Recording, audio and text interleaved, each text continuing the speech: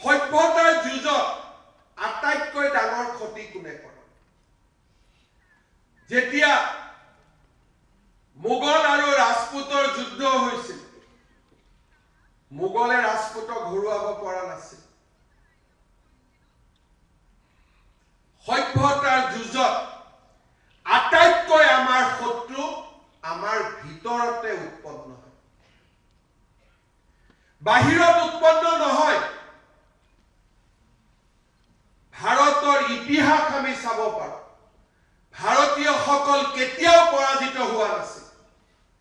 কিন্তু যেতিয়া কোনোবা ৰজাৰ মন্ত্ৰীয়ে ৰজাক যেতিয়া বিদ্ৰোহ কৰিছিলে, কোনোবা যেতিয়া শাসনত থকা উন্নত ব্যক্তি মোগলৰ ওচৰত বিক্ৰী হৈছিল, তেতিয়াই ভাৰতীয় শাসনৰ অৱসান ঘটিছিল। তেওঁলোকৰ লক্ষ্য কি? তেওঁলোকক অসমখন লাগে। আজি ৪৮টা চিট বিচাৰিছে, কালি ৫০টা বিচাৰিছে। তেওঁলোক দেখা শত্ৰু। কিন্তু আমাৰ মাজৰ এছামে কি বিচাৰিছে? বঙালী বেলেগ, হিন্দীভাষী বেলেগ, অসমীয়া বেলেগ, দুদিন পিছত কামৰূপীয়া বেলেগ, নলবাৰীয়া বেলেগ, উত্তৰ অসম বেলেগ, নামনি অসম বেলেগ, বৰাক উপত্যকা বেলেগ। আমি যেতিয়া জাতিটোক ৰামধেনু সদৃশ আমি যুঁজিবৰ কাৰণে প্ৰস্তুত কৰিছো, তেওঁলোক সিমানেই সক্ৰিয় যে কেনেকৈ আমাৰ জাতি সত্তাৰ মাজত সংঘাত সৃষ্টি কৰিব পাৰে, কেনেকৈ এজন এজনকৈ আমাৰ জাতি অসমীয়া লোকসকলৰ মাজত আমি কাজিয়া কৰিম, বঙালীৰ বিপক্ষে, হিন্দীভাষীৰ বিপক্ষে। আৰু যেতিয়া আমি নিজৰ কাজিয়াত ব্যস্ত থাকিম, প্ৰতিদিনে 40%, 42% হ'ব, 42-44%। যিসকল মানুহে অসমীয়া বিহাৰী, অসমীয়া বঙালীৰ সংঘাতত ৰাতিৰ ভিতৰতে তৎপৰ হৈ উঠে, কেতিয়াবা তেওঁলোকক অবৈধ বাংলাদেশী মিয়াৰ বিৰুদ্ধে এষাৰ মাত মতাও কোনোবাই দেখিছে? আজি জাতিটোক ভিতৰৰ পৰা দুৰ্বল কৰা, অসমীয়াৰ আবেগক ব্যৱহাৰ কৰি সভ্যতাৰ যুঁজত আমাক পৰাজিত কৰাৰ নিকৃষ্ট ষড়যন্ত্ৰ চলিছে। ভাৰতীয় জনতা পাৰ্টিৰ অৱৰ্তমানত অসমীয়াই 50 বছৰ আমি দেখা নাপাওঁ। মাত্ৰ আমাৰ হাতত কেইটামান বছৰৰ সময় আছে।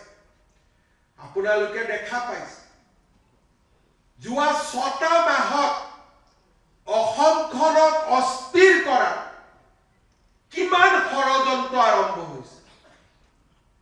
কাৰণ আজি তেওঁলোকে বিচাৰে যে অসমত তৃতীয়বাৰৰ বাবে বিজেপি শাসনত আহিব নালাগে। আজি যদি কাৰ্বি আংলং, কালি তিনিচুকীয়া, পৰহি ডিব্ৰুগড়, পৰহি কামৰূপ, পৰহি নলবাৰী, প্ৰতিটো দিনেই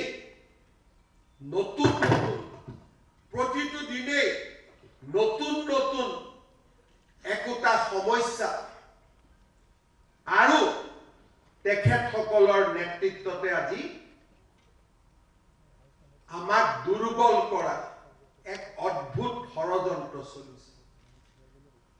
যিবিলাক কথা বতৰা কোনেও বিচৰা নাছিল, কেতিয়াও বিচৰা নাছিল, এতিয়া সকলোকে কোৱা হৈছে যে এইবিলাক দাবী কৰক, যাতে আমাৰ মানুহখিনি দুৰ্বল হৈ যায়।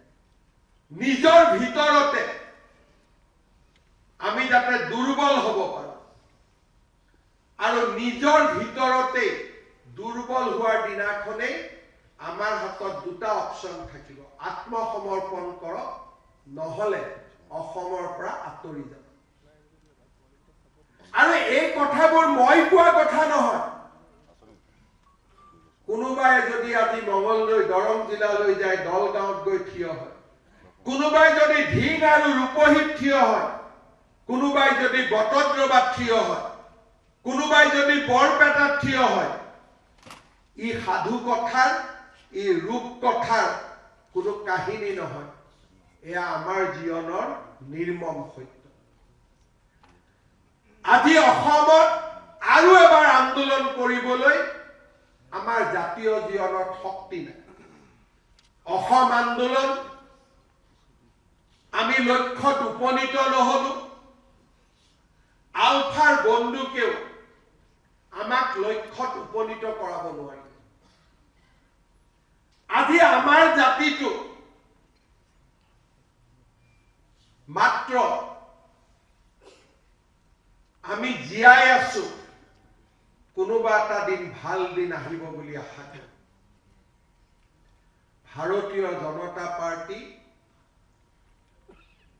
আজি এই সভ্যতাৰ যুঁজত আমি একমাত্ৰ সৈনিক, আমি একমাত্ৰ যুঁজাৰু।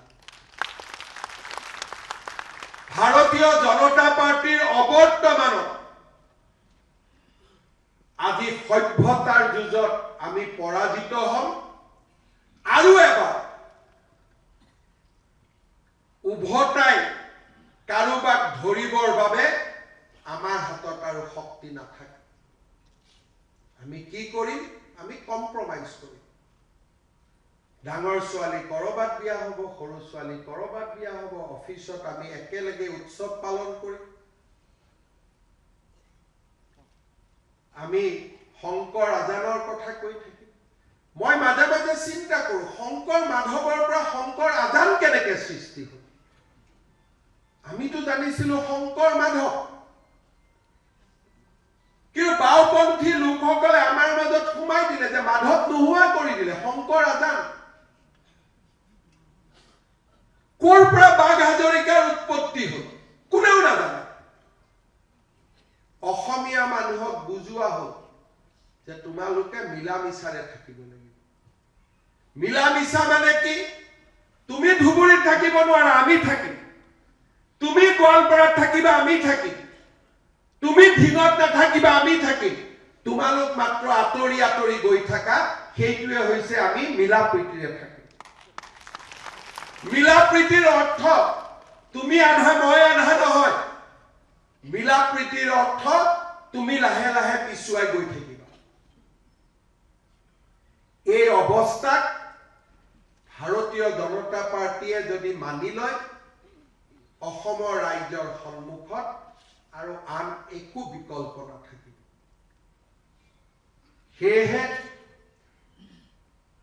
2026, 2031, 2036, 2041 যিমান দিনলৈ আমি জীয়াই থাকোঁ, আমাৰ বাবে প্ৰতিটো নিৰ্বাচন সভ্যতাৰ যুঁজ। আমাৰ বাবে প্ৰতিটো নিৰ্বাচন জাতিটোক জীয়াই ৰখাৰ মহা সংকল্পৰ যুঁজ। আৰু ভাৰতীয় জনতা পাৰ্টিৰ সদস্যসকলে ব্যক্তিগত আশা আকাংক্ষাৰ পৰা ঊৰ্ধত গৈ এই যুঁজৰ একোজন অজেয় অপৰাজিত সৈনিক হ'ব লাগিব। আপোনালোকক বাদ দি জাতিটোৰ সন্মুখত এতিয়া বিকল্প নাই। কোনোবা জাগাত যুঁজ চলি থাকিব। কাৰ ভিতৰত যুঁজ চলিব? আমাৰ ভিতৰত। কাৰণ আমাৰ ভিতৰৰ মানুহে আমাক কণ্ডিশ্যনিং কৰিছে যে বাংলাদেশী আহি থাকিব, সেইকাৰণে তোমালোক চিন্তা কৰিব নালাগে, আমিতো আজানৰ দেশৰ মানুহ। আমি থাকিম, কোনো কথা নাই। কাৰণ শংকৰ আৰু আজান আছিল। কেতিয়াবা শংকৰদেৱ আৰু আজান ফকীৰৰ মিটিং হৈছিলে নেকি? অসমৰ ইতিহাসত এনেকুৱা কিবা তথ্য আছে নেকি? কতোতো এনেকুৱা তথ্য নাই। কিন্তু এই কথাবিলাক আমাৰ মূৰত সোমাই দিয়া হৈছিল।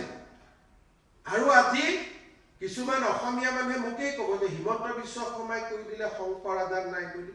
হয়, মই কৈছো, অসমৰ মুখ্যমন্ত্ৰী হিচাপে কৈছো, শংকৰ মাধৱ আছে, শংকৰ আজান অসমত নাছিলে। শংকৰদেৱৰ প্ৰপণ্ড শিষ্য মাধৱদেৱ আছিল। হয়, আছে আজান ফকী, নিজৰ জাগাত আছে।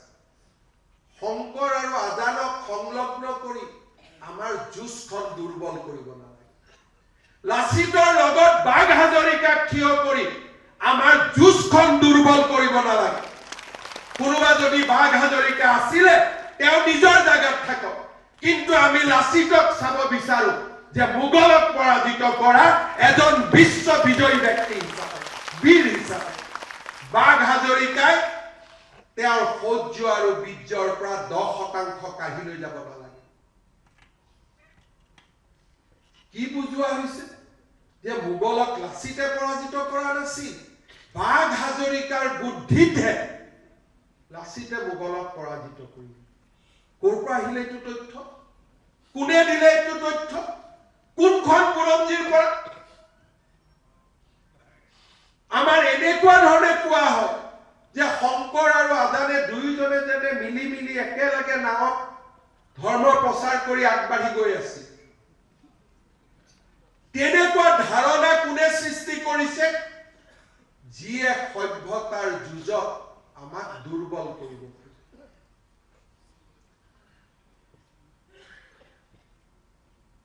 মই একেলগে দুৰ্গা পূজাত যাম বঙালী মানুহজনো একেলগে দুৰ্গা পূজাত যাব দুৰ্গা গোসানীক আমি দুয়োজনে একেলগে সেৱা কৰিম কিন্তু আমি দুইজন শত্ৰু আৰু বাংলাদেশৰ পৰা অহা সকল হল আমাৰ বন্ধু এই থিয়ৰিটো কেনেকুৱা আমি একেলগে কম গুৰু ব্ৰহ্মা গুৰু বিষ্ণু আমি একেলগে সৰস্বতী মাক পূজা কৰিম আমি একেলগে দুৰ্গা পূজাত পূজা কৰিম সৃষ্টি সৃষ্টি বিনাশনী গুণাশ্ৰয়ী গুণাময়ী আমি একেলগে কম কিন্তু ওলাই আহি কম এওঁ বঙালী দেই এওঁ অসমীয়া আৰু যিসকলে আমাৰ লগত একেলগে দুৰ্গা পূজা নকৰে একেলগে নাম নকৰে পাল নাম নকৰে তেওঁলোক আমাৰ বন্ধু কাৰণ আমি শংকৰ আৰু আজানৰ দেশৰ মানুহ ই কেনে ধৰণৰ পলিটিকেল ডেফিনেশ্যন ই কি ধৰণৰ ৰাজনৈতিক সংজ্ঞা জাতিটোক ভিতৰৰ পৰা দুৰ্বল কৰা সভ্যতাৰ যুঁজত আমাক ভিতৰৰ পৰা দুৰ্বল কৰা এয়া ষড়যন্ত্ৰৰ বাহিৰে আন একো নহয় সেই মই দ্বিধাহীনভাৱে ক'ব পাৰো শংকৰ আৰু আজান নহয় শংকৰ আৰু মাধৱ আজান ফকীৰ সন্মান কৰো তেওঁ নিজৰ জাগাত থাকিব কিন্তু শংকৰৰ লগত তেওঁৰ বৈশিষ্ট্য ক'ত শংকৰৰ লগত তেওঁৰ আদৰ্শৰ সমন্বয় ক'ত মইতো পঢ়ি শুনি আদৰ্শৰ সমন্বয় দেখা নাই আপোনালোকে বিশ্বাস কৰে নেকি যে বাঘ হাজৰিকা নাথাকিলে লাচিত বৰফুকনে জিকিব নোৱাৰিলে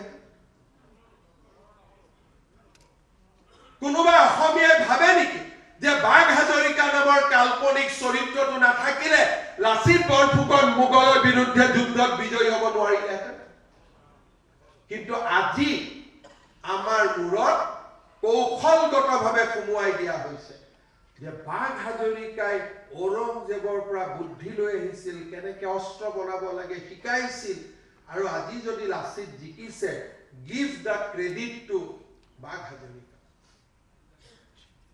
এইবিলাক সাধাৰণ কথা নহয়